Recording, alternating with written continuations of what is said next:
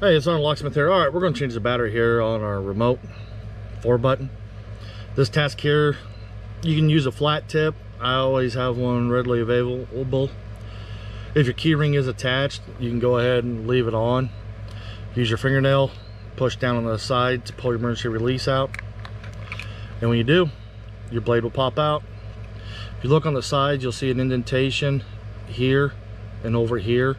I found that to be the best spot. Take the tip of your key and just go ahead and push in that little indentation right there, or you can use the flat tip if you don't feel comfortable. And when you slide it in, you'll notice it pops up. Put your finger on the side to hold the gap. Come to the other side and you'll notice it pops up. Go ahead and lift your battery cover off. Now when you're looking at your battery, you'll see that you have more plastic here than compared to here. Go ahead and take your finger and pull the battery down towards the bigger piece. Then once you do that, put your flat tip in and just lift up slowly.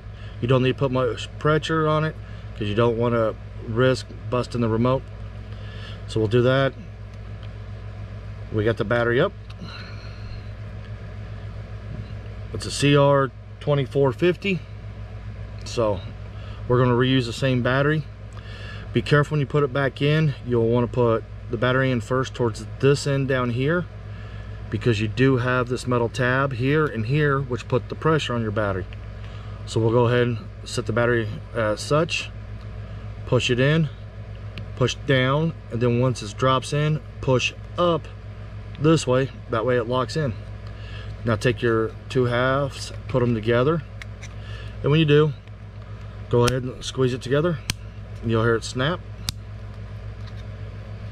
Go ahead and put your emergency blade back in. And there you go. You just changed your battery on your remote. Hey, thanks for watching SgtLocksmith. If you found this video useful, go ahead and hit like, leave a comment.